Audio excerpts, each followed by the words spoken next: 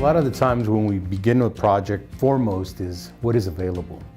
What type of technologies are available, whether it be precast concrete or cast in place or maybe an alternative. So I'm old school.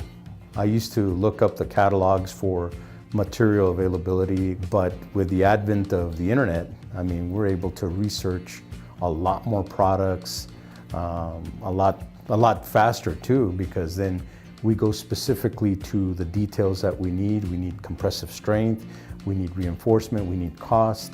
Those types of elements are much more readily available in the internet. Typically, you'll have millions of numbers that come up and or selections that come up. And I think being the first one, the second one on the list, if you find everything in that first one, the second one, if it answers your question, that's it. I typically stop right there. Engineering is always different for every project. There is no one project that is the same. We're always looking for innovative ideas. We're always looking for ideas out of the box. If you can show that on your websites, then that's what we need to see. If you just show us the plain Jane stuff, we'll go somewhere else to go look for something that will work for us. I think when vendors want to come and show their wares, they should make an appointment. Sometimes I know it's difficult for them doing cold calls, but if they can drop you an email, say they're going to be in town and take about 10 minutes of your time, then you know what, I think that's the best way they can get into your office. If you've done your homework talking to utilities and you know this project is coming out and requires certain products, then why not contact the engineer who already has the project? There's nothing wrong with that. The PE doesn't mean anything. Any engineer can have a PE.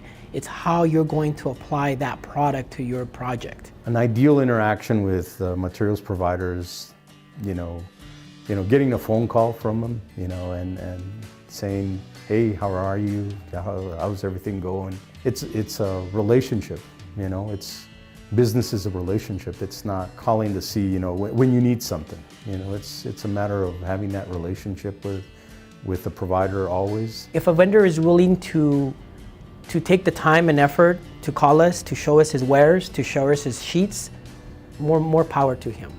When he's kind of reluctant to whether he wants to talk to us or not, then he's going to lose, not us. We'll find somebody else.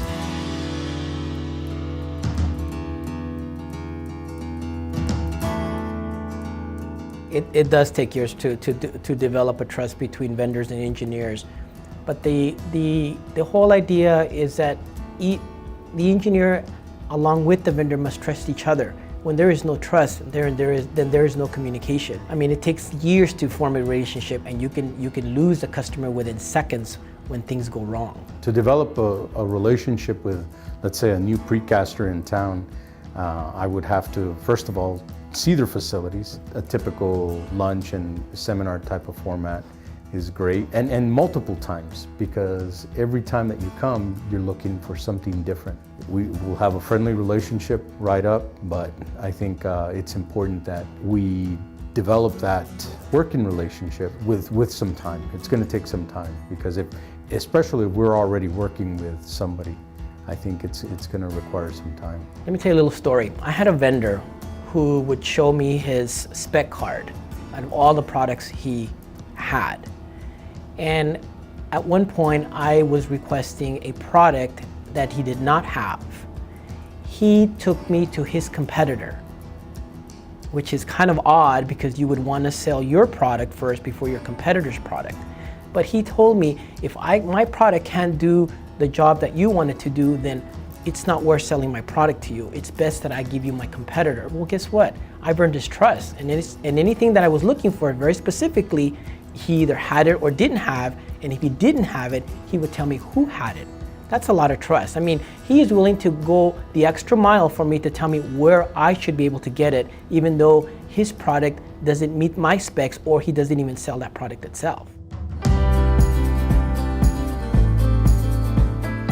It's important to us that suppliers keep in contact with us every so often when they have a new product out in the market that they think that we may be able to use in the future. Now, not all products that they have will fit our needs, but for something that they have come up with, something intriguing, something innovative, why not? Give us a call. I think one of the biggest things that any type of precaster can do is, first of all, educate us When you have a new product advancement, improvement, certification of some type, I think we, the consultants, need to know right away.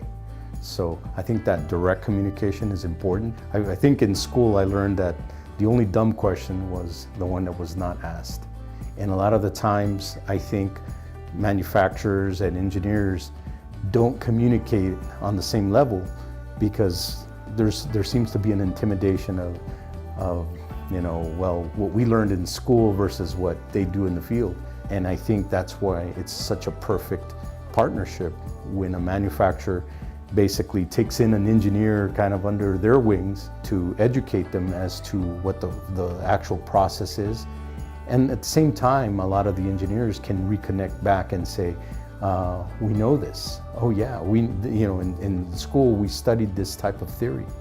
And now I see how it's applied.